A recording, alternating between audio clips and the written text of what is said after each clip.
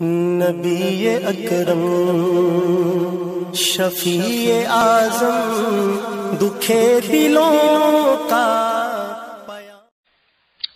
کہ انتخابات کی اس سرگرمیوں میں اور انتخابات کی اس مہم میں اللہ بچائے ہم سے پتہ نہیں کتنے سارے گناہ سرزد ہوئے ہیں.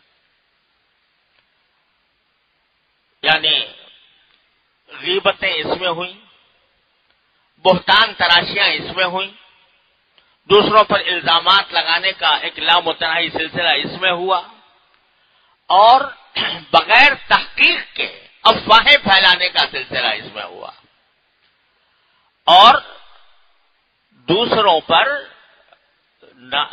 کے اوپر دوسروں کو برے برے ناموں سے یاد کرنے کا سلسلہ اس میں ہوا.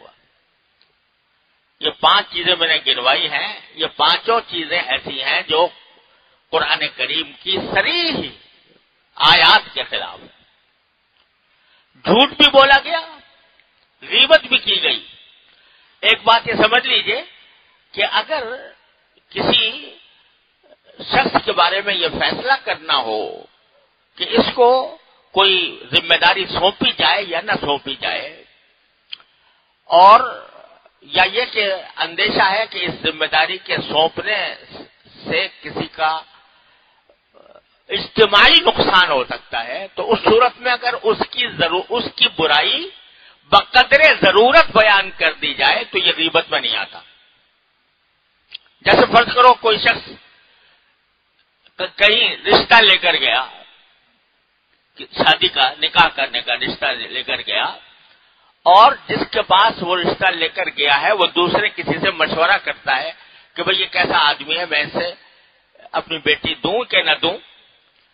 اس میں کوئی شخص اگر دیانتداری کے ساتھ بقدر ضرورت اس کی برائی بیان کر دے کہ بھئی اس میں یہ تو فلاں خرابی ہے، یہ غیبت نہیں ہے، کیونکہ اس سے دوسروں کا نقصان سے دوسروں کو بچانا مقصود ہے. بقدر ضرورت اگر کسی شخص کی برائی، امیدوار ایک کھڑا ہوا ہے اور کوئی پوچھ رہا ہے کہ بھئی اس کے بارے میں تمہاری کیا رائے ہے، اس کے بارے میں اگر کوئی شخص اس کی کوئی ایسی کسی خامی یا کمی کی نشاندہی کر دے بقدر ضرورت، یہ غیبت نہیں ہے، یہ گناہ نہیں ہے. کیونکہ اگر فرض کرو کہ اس کی یہ بات نہ بتائی جائے تو لوگ دھوکے میں مبتلا ہو جائیں اور غلط فہمی میں مبتلا ہو جائیں. اس حد تک شریعت نے اجازت دی ہے.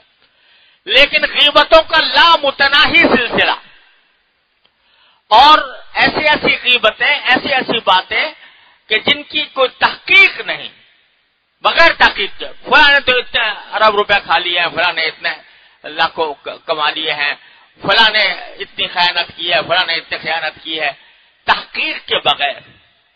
حدیث میں رسول کریم صلی اللہ علیہ وسلم کا ارشاد ہے کہ کفا بالمرء کذبا ان یحدث بکل ما سمع. انسان کے جھوٹا ہونے کے لیے یہ بات کافی ہے کہ جو بات وہ سنے دوسروں تک پہنچا دے بغیر تحقیق کے. تو یہ عام سلسلہ جاری رہا. بہتان، جانتے بوجھتے کہ میں غلط کہہ رہا ہوں اور بہتان لگانا، اللہ بچائے، اس کا سلسلہ جاری رہا. اور برے برے القاب سے یاد کرنا، وَلَا تَنَابَزُوا بِالْأَلْقَابِ، قرآن کریم نے فرمایا ایک دوسرے کو برے برے لقبوں سے یاد نہ کرو. جو اس کا نام ہے وہ لو، اس کے بارے میں اگر کوئی بات کہنی ہے تو نام سے کہو، لیکن اسے برے القاب سے یاد کرنا، برے برے نام اس کے لیے تجویز کرنا، یہ تنابز بالالقاب ہے جو قرآن کریم کی صریح نص سے حرام ہے. ایک آدمی کا اچھا بھلا نام ہے، آپ اس کو کوئی اور لقب ایسا دیتے ہیں جو اس کی برائی پر مشتمل ہوتا ہے، تو یہ حرام ہے، ناجائز ہے.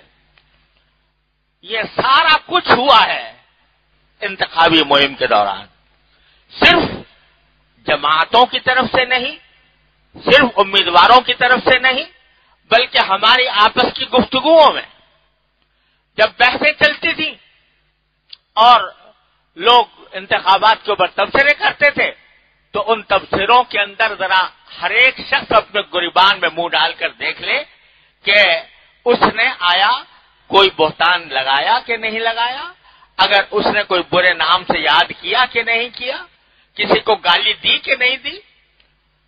تو اگر یہ سارے کام کیے ہیں تو بتاؤ کہ اس کا نتیجہ اجتماعی گناہ، یہ اجتماعی گناہ اگر ہم نے کیے ہیں تو اس کا نتیجہ بالآخر کیا ہو سکتا ہے۔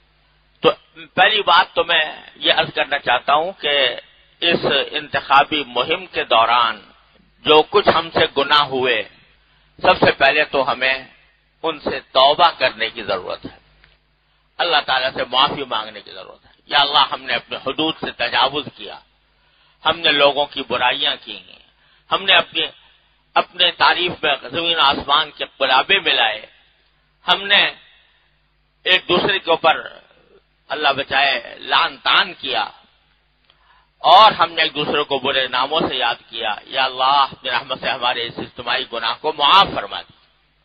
سب سے پہلے تو معافی مانگو۔